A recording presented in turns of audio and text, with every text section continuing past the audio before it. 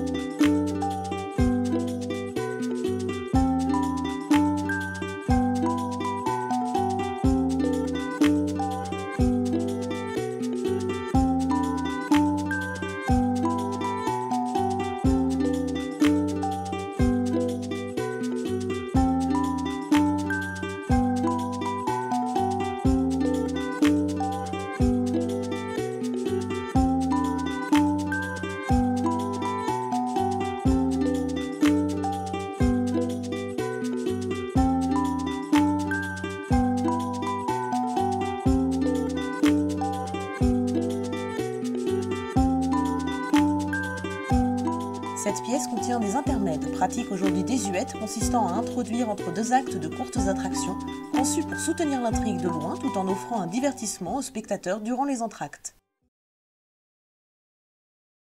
La pièce démarre par un monologue d'Argan. Il fait ses comptes pour connaître la somme qu'il doit à son apothicaire, Monsieur Fleurant, et pour savoir combien de traitements lui ont été administrés ce mois-ci par son médecin, Monsieur Purgon. Argan comprend que c'est parce qu'il a reçu moins de traitements que d'habitude que son état lui a paru si douloureux ces derniers temps.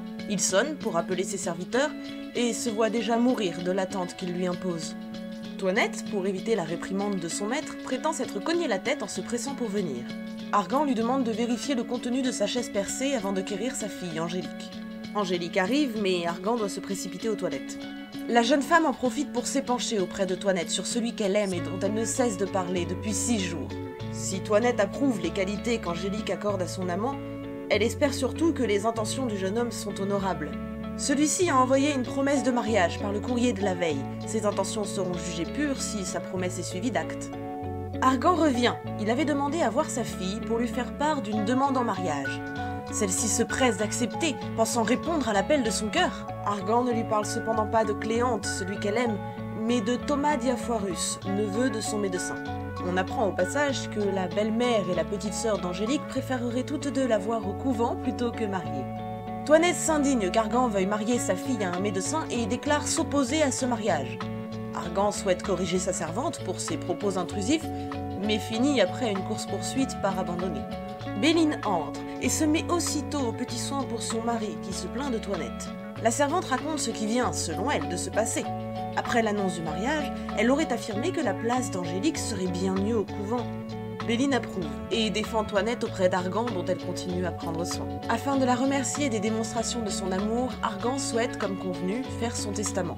Bien que Béline n'ait a priori pas le cœur de penser à ce genre de choses, son ami le notaire attend pourtant déjà derrière la porte.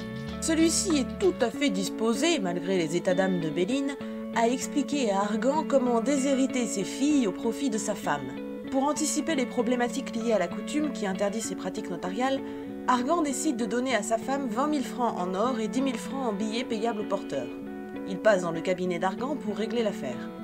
Toinette alerte Angélique de ce qui se passe, mais la jeune femme est trop préoccupée par ses histoires d'amour pour s'intéresser à des histoires d'argent. Toinette lui promet de l'aider, en lui demandant pour cela de se faire bien voir par son père et sa belle-mère.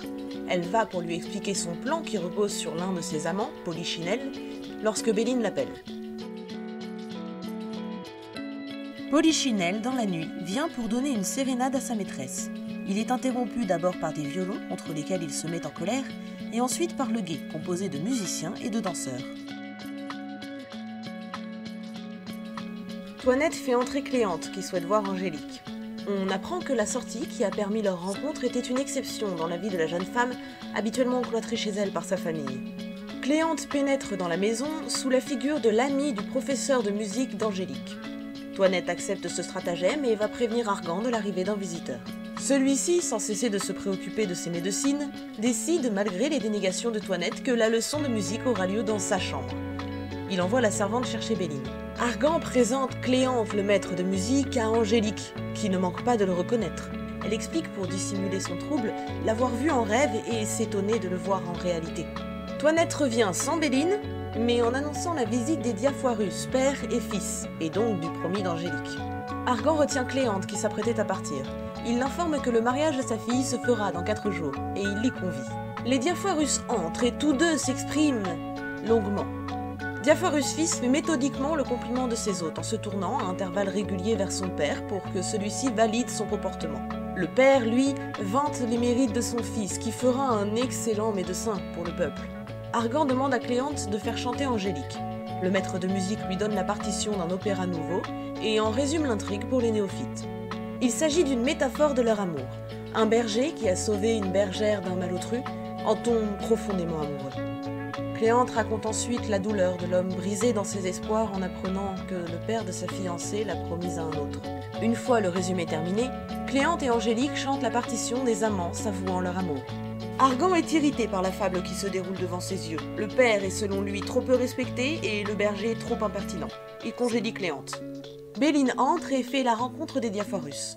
Angélique demande à son père de patienter avant de conclure ce mariage. Béline, agacée par sa belle-fille, cherche à la forcer à l'impertinence devant son père.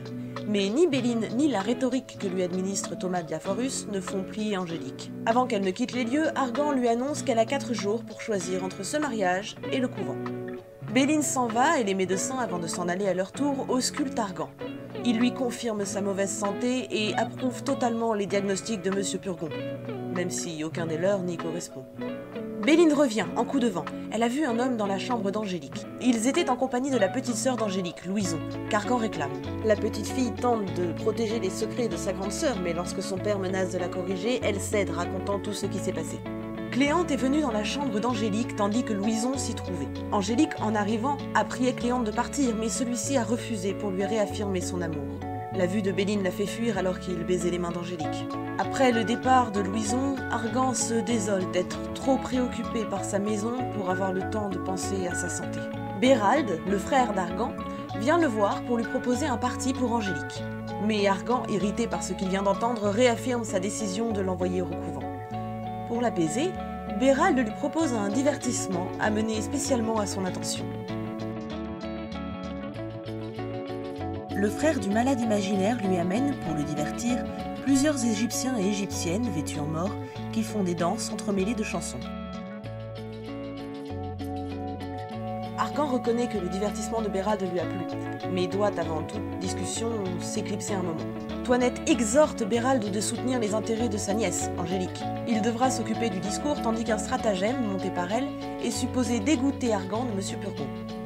Au retour d'Argan, Bérald tente d'aborder le problème avec tact. Malheureusement, la moindre allusion au fait que Béline pourrait être à l'origine du désir d'Argan de mettre ses filles au couvent le rend absolument furieux. Bérald adopte un autre angle en démontrant à Argan que donner à ses filles des maris qui n'auront été choisis que pour le soigner ne fera pas leur bonheur. Il se place en détracteur de la médecine en expliquant qu'un médecin peut bien connaître les maladies sans pour autant savoir les soigner. Bérald affirme qu'une comédie de Molière serait bénéfique pour pousser Argan à la réflexion. Mais celui-ci méprise l'auteur et souhaite même le voir mourir faute de soins donnés par une profession trop souvent offensée. Bérald calme le débat et revient encore une fois sur la nécessité de laisser à Angélique le choix de son mari. Monsieur Florent vient pour administrer un lavement à Argan, mais Bérald refuse de le laisser faire. Monsieur Florent annonce qu'il se plaindra à Monsieur Purgon de n'avoir pas pu exécuter ses ordres, et Argan accuse Bérald d'aggraver son mal, même s'il n'est pas capable de le nommer. Monsieur Purgon a eu vent de ce qui s'est passé et il arrive absolument furieux. Il déclare rompre tout commerce avec Argan après l'avoir accablé de reproches. Argan, complètement soumis à la colère de son médecin, tente de dénoncer la faute de son frère, mais Monsieur Purgon ne l'écoute pas et lui promet 1000 maladies terribles avant de partir. Argan est désespéré par les annonces du médecin. Bérald essaie de lui expliquer que les maladies dont il est question, toutes plus improbables les unes que les autres, n'ont aucune raison de le contaminer. Toinette annonce qu'un médecin, qui d'ailleurs lui ressemble étrangement, ce qui la surprend fort, s'est présenté à la porte et demande à voir Argan. Celui-ci accepte de le recevoir. Toinette, déguisée en médecin, arrive et se présente. Argan s'étonne de la ressemblance. Bérald tente d'en détourner son attention tandis que Toinette médecin s'excuse et s'éclipse. Toinette revient en disant avoir entendu son nom. Argan lui demande de rester pour attester de la ressemblance, mais la servante a affaire et se retire. Toinette, médecin, revient. Elle prétend avoir entendu parler d'Argan comme malade et venir pour le soigner. Elle affirme avoir 90 ans et que sa bonne forme physique est la preuve de ses compétences médicales. Elle prétend aussi être un médecin au savoir précis et étendu, capable de soigner les maladies les plus agressives et les plus violentes. Elle demande à Argan qui est son médecin, mais prétend n'avoir jamais entendu parler de Monsieur Purgon. Elle demande quels sont ses diagnostics et les invalide tous. Elle ordonne un nouveau régime et de nouvelles règles. Argan les accepte. Elle déclare qu'elle reviendra pour suivre l'évolution de sa maladie et suggère avant de partir que les membres d'Argan sont peut-être à l'origine de ces maux et que la solution pour s'en débarrasser pourrait être de se crever un œil et de se couper un bras. Après son départ et pour la première fois, Argan émet un doute quant à la vie d'un médecin. Toinette revient, courroucée d'après ses dires d'avoir croisé de trop près le médecin. Bérald tente de revenir sur le sujet du mariage d'Angélique, mais la conversation dévie très vite sur Béline et Argan s'irrite de nouveau. En faisant mine d'aller dans le sens de son maître, Toinette propose un stratagème qui mettra à jour les véritables sentiments de Béline. Bérald doit se cacher et Argan faire semblant d'être mort.